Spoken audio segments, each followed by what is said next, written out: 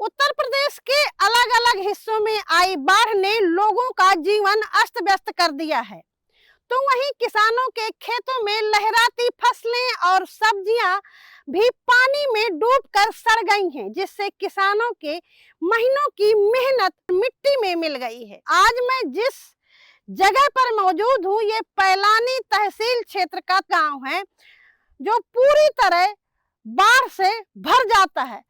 सामने मेरे नदी है आगे, और यहाँ पर जहाँ खेत में खड़ी हूँ, यहाँ पर पूरी तरह से पानी भरा हुआ था, पूरी फसलें डूबी हुई थी और सड़कर बर्बाद हो गई हैं। ये लड़की का बोआ रहा खेती में बाई नहीं तिली बहुत है दस जगह चली गई जोनी बहुत है बटाई अटाई का तो सब चली गई। अब यानी हम बिटिया घर दुआरी है ता भारे चरकी पर तुम तो देखा ही हो। हाँ, हम तुम्हारे गांव पहले भी गए रहा हां वही 21 में हमरे घर है पहले कहते हम घर जा रहे। पिछली साल ऐसा हमारा सब चलोगा तो कुछ न मिलो।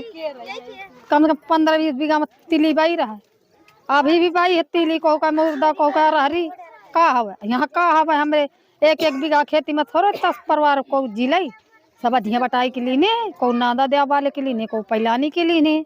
हमारे यहाँ सबसे बड़ी बाढ़, सबसे खतरनाक बाढ़ सन 1978 में आई। उस समय किसी को संभलने का मौका नहीं दिया, न जानवर ही निकल पाया ऊंचे में और न ही आदमी निकल पाया। उतनी भयंकर बाढ़ अभी तक फिर नहीं आई।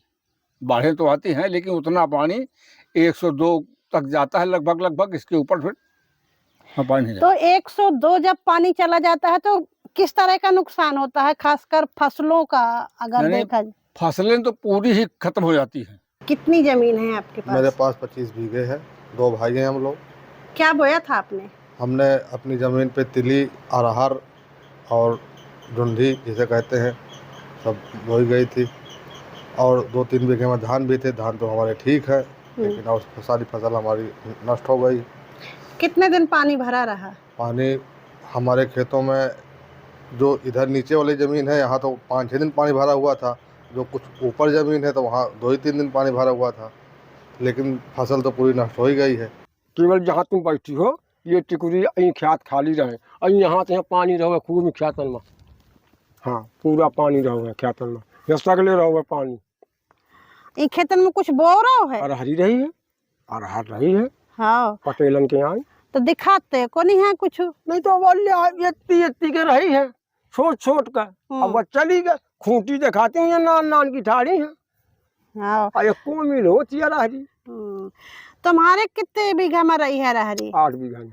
हाँ, हमारी जमीन पट्टा की है, देखो बाबूजी, हमारी मरूसी नहीं है, पत्तन की जमीन है। अरहरी बेच दिए थे, पानी मिलता नहीं है गरीब लोग को। तो कितना हुई जाती है अरहरी 8 बीघा में जब बोआ थे? अरहरी जब हुई गए तो उसमें खूब होती। अब जैसे बूढ़ गए, अब यह फसल कर दे, चाहे लाही बवन चाहे चना, तो यह तो है ही नहीं कि 10-20 हजार का माल ना हो।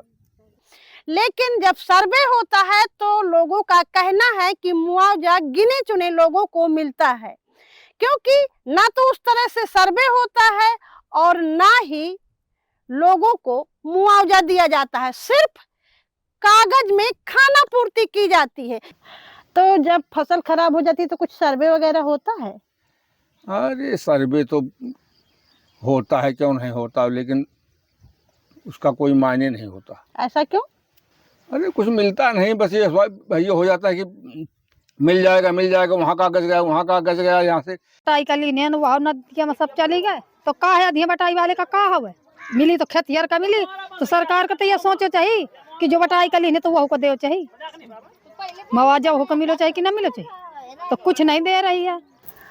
तो अब क्या सोचती हो कि कसद दूसरे फसल का इंतजाम करी हो बोने का?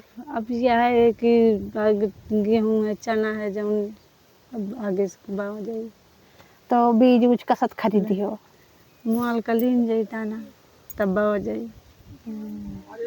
जैसे एक दिन नुकसान हो जाता है, अब मेहनत मजदूरी हो तो फिर कैसे पैसा जुटाती हो लें का? अब मंजूरी गिन जाए, उसमें फिर पैसा हो जाए, जब खरीद के फिर बाए जाए। यही रहा थे, और हमरे प्रभुता है कि हम रोड के किनारे जगह ले लिया, रोडों के किनारे ले लिया, तो खेत डूबे का है। अब ये तो शान के कहाँ चले जान बहन जी, सबन का तो नुकसान है पूरे हमारे गांव का। नहीं तो छाँ के कहाँ चले जाए, कौन कौन को लगे बड़का मन के ज्यादा जमीन है, कहाँ चले जाए। तो आज हम पालानी तहसील में हैं और जो बाढ़ क्षेत्र से किसानों की फसल डूब जाने से नष्ट हो गई है, इसी मामले को लेकर पालानी तहसीलदार से बातचीत की गई है, जिसमें राधे श्याम सिंह ने बताया है कि अभी शासन आदेश आया है, किसानों का जो फसल का नुकसान हुआ है उसको सर्वे किया जाए। तो गीली मिट्टी होने की वजह से अभी किसान के खेतों में सर्वे नहीं किया गया है। जैसे उनके खेत सूख जाएंगे इसके बाद लेखपालों को भेजा जाएगा, वहाँ सर्वे कराया जाएगा। जो हमारे पास आंकड़े आएंगे वो शासन को भेजा जाएगा। जैसे मुआवजा देने का आदेश आएगा वही हिसाब से मुआवजा किसानों को दिया जाएगा। सर्वे करके चले जाते वो हवाई में सब खत्म हो जाता है, कुछ नहीं होता यहाँ।